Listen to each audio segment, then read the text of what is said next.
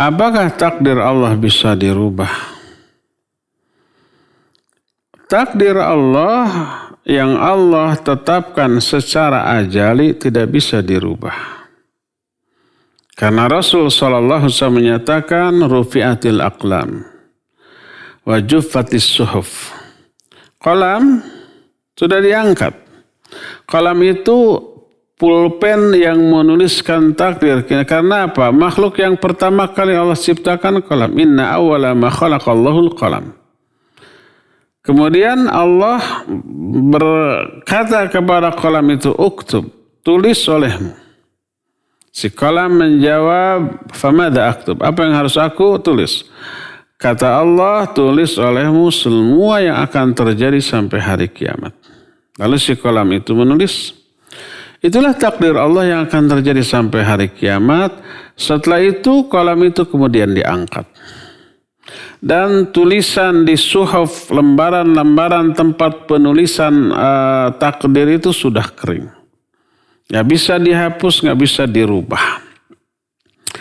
Berdasarkan hal itulah maka takdir Allah Azza wa Jalla tidak bisa dirubah.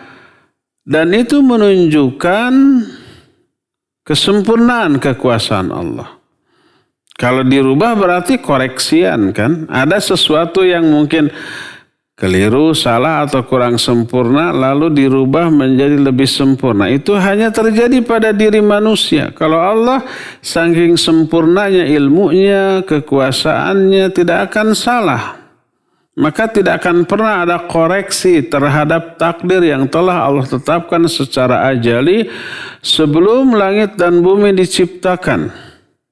Allah berfirman, ma asaba min musibatin fil ardi wala fi anfusikum illa fi kitabim min qabli an nabra'aha. Inna dzalika 'ala Allah yasir. Tidak ada kejadian peristiwa yang terjadi di muka bumi, baik ataupun buruk. Yang baik ya banyak, yang buruk mungkin lebih banyak.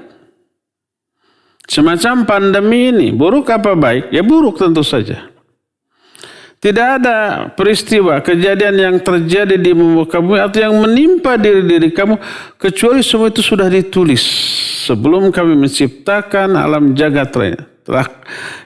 Telah Allah tulis illa fi kitabin, dalam sebuah kitab. Kitab ini Lauhul Mahfuz. Semua sudah ditulis, semua yang terjadi ini. Dan hal itu amat sangat mudah kepada Allah. Maka tidak ada perubahan dalam penulisan itu. Kalau ada perubahan, dirubah. Berarti menunjukkan ada kesalahan, ada kekeliruan, atau ada kekurang sempurnaan. Dan ini mustahil bagi Allah Azza wa Jalla. Tidak akan ada kekeliruan atau salah perhitungan dari takdir yang Allah tetapkan. Maka tidak akan ada perubahan dan tidak bisa dirubah. Kalau begitu untuk apa doa dan ikhtiar? Nah, doa dan ikhtiar termasuk bagian yang sudah Allah takdirkan.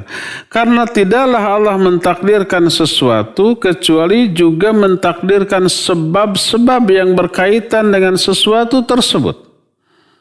Seperti contoh seseorang ditakdirkan punya anak. Maka pasti Allah mentakdirkan dia menikah terlebih dahulu. Gak bisa umpamanya Allah mentakdirkan seseorang punya anak tapi tidak ditakdirkan menikah kecuali kasus-kasus tertentu. Yang kita tahu hanya satu saja. Orang yang tanpa menikah punya anak. Siapa?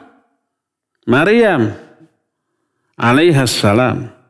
Yang tanpa menikah dia mengandung punya anak, lahirlah siapa? Nabiullah Isa alaihissalatu wassalam. Itu mah kekuasaan Allah satu-satunya. Selain itu ditakdirkan yang punya anak itu menikah terlebih dahulu. Ya, oleh karena itulah maka tidak mungkin takdir terjadi tanpa diawali oleh penyebab terjadinya takdir tersebut. Kalau orang mau ditakdirkan kenyang, dia harus berupaya untuk atau berikhtiar untuk makan. Tidak mungkin saya kalau ditakdirkan oleh Allah kenyang, mah bakal kenyang. Mau makanmu tidak, makanya tidak perlu makan. Ya nggak bisa begitu. Harus berusaha makan. Walaupun ikhtiar untuk makan pun sesuatu yang sudah Allah takdirkan.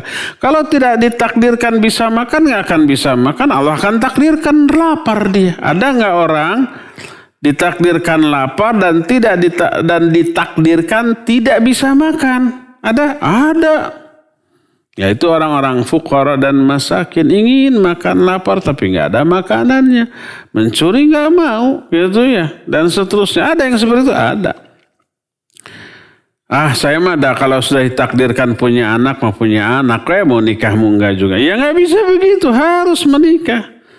Walaupun menikah itu bagian yang Allah takdirkan. Kalau Allah mau mentakdirkan seseorang punya anak, Allah mudahkan, Allah takdirkan dia untuk apa? Untuk menikah lalu punya anak. Kalau toh juga sudah menikah, saya mah nikah hanya sekedar wasilah untuk punya anak. Setelah nikah mah udah misah, istri di mana, saya di mana. Tidak melakukan hubungan suami istri, nggak akan hamil lah tuh. Harus melakukan hubungan suami istri agar punya anak. Ada nggak orang menikah tapi tidak punya anak? Ada. Yang punya penyakit, yang mandul, yang seperti itu ada. Walaupun sudah ikhtiar maksimal, tapi tidak Allah takdirkan punya anak.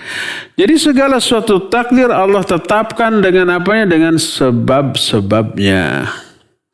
Oleh karena itu, kalau ada pertanyaan apakah doa dan ikhtiar bisa merubah takdir? Kita jawab, ya, bisa merubah takdir, tapi doa dan ikhtiar termasuk bagian yang Allah takdirkan juga. Tapi bukankah ada beberapa hadis yang menyatakan silaturahmi bisa memperpanjang umur dan bisa meluaskan rezeki, ya enggak?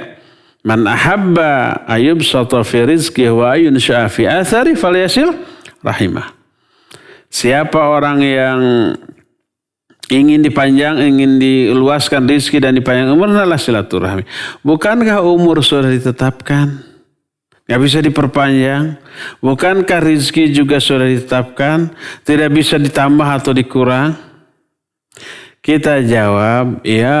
Tapi yang dimaksud dengan ungkapan hadis tadi ada dua. Pertama, yang dimaksud panjang umur dan luas rezeki itu umurnya sama, rezeki sama segitu, cuma lebih barokah.